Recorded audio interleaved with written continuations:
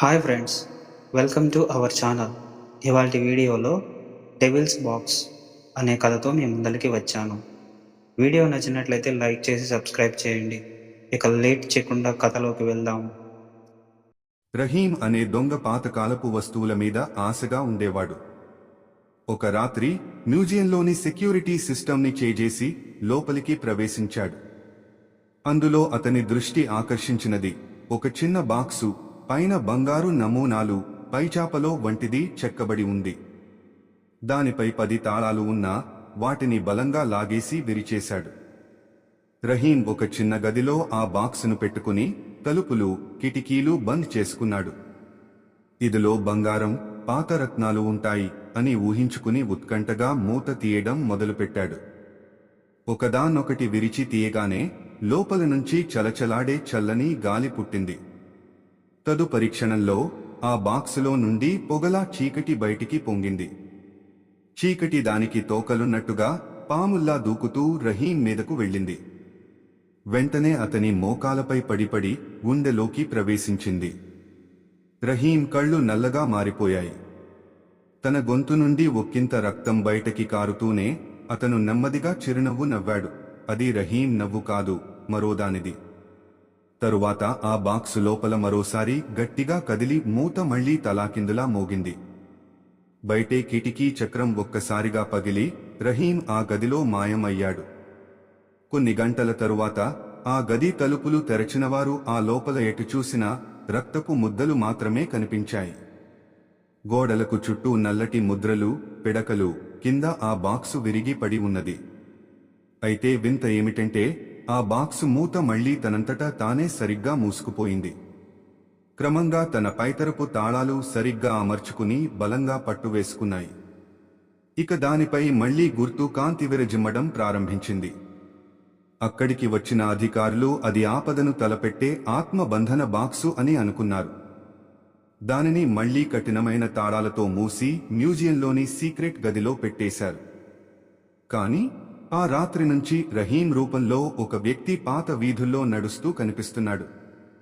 వాడి కన్నులు నల్లగా మెరిసి ఎవరినైనా చూడగానే ఒక ఘోరమైన చిరునవ్వుతో చూశాక ఆ వ్యక్తి మరుసటి రోజు నుండి కనబడకపోవడం ప్రారంభమైంది. రహీం ఆ ఆత్మతో కలిసిపోయిన తరువాత పూర్తిగా ఒక శాపిత జీవిగా మారాడు. తన శరీరం లోపల కొత్తగా ఆత్మ కలిసి ఉన్నట్టుంది. రాత్రి సమయం దరి చేరుతుండగా అతడు రాత్రి బట్టలే వేసుకుని పాత వీధుల్లో నిశ్శబ్దంగా నడవడం మొదలుపెట్టాడు.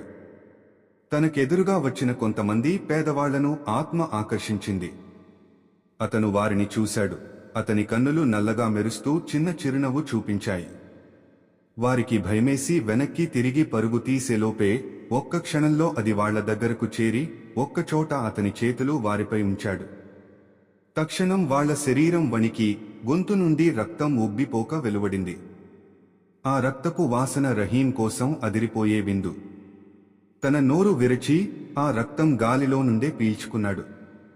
వారంతా నేలమీద విరిగిపడి కన్నులు బాగా విప్పుకుని శరీరం కుదిరినట్టుగా భయంతో మృతి చెందారు. అంతలో ఆ వీధుల్లో కొందరు కొలకలవాళ్లు రహీంపై బలంగా దాడి చేసేందుకు ప్రయత్నించారు. కత్తులు, కర్రలు రహీంపై పడగానే అవి దాని శరీరంలో దూరి మరిగిపోతూ నల్లగా కాలిపోయాయి. తర్వాత ఒక్కసారిగా రహీం ఆగి పెద్ద శబ్దంతో గగనంలోకి అరచి తన శరీరం నుండి నల్ల చీకటి ధమక చేశాడు. అది పాము వంటి బలమైన చీకటి రేఖలుగా ఆ వ్యక్తులలోకి ప్రవేశించి వారిని సజీవంగా ఆత్మలుగా మార్చేసింది. అదేవిధంగా ఆ చీకటి వాళ్లను కూడా శాపితులుగా మార్చింది. తర్వాత రహీం పాత మ్యూజియం వైపు తిరిగాడు. ఎందుకంటే ఆ మూత కప్పిన బాక్సు మళ్లీ తనను పిలుస్తుంది.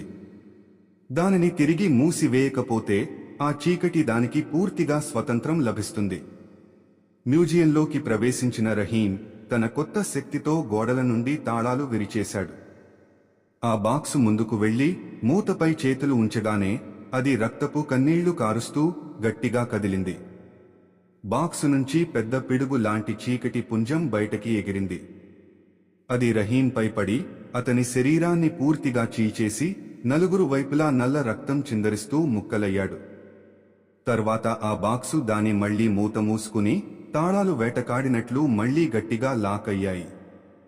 మ్యూజియం మొత్తం ఆ చీకటితో నిండిపోయి రాత్రిపూట ఆ బాక్సు దగ్గర ఎర్రటి కన్నులు మెరిసేలా కనిపిస్తాయి. అప్పటి నుండి ఆ మ్యూజియాన్ని ఎవరూ రాత్రి తాకరు. ఎందుకంటే ఆ బాక్సు మళ్లీ ఎప్పుడు తలెత్తి ఇంకో రహీం వంటి ఆత్మను పుట్టించగలదో ఎవరికీ తెలియదు.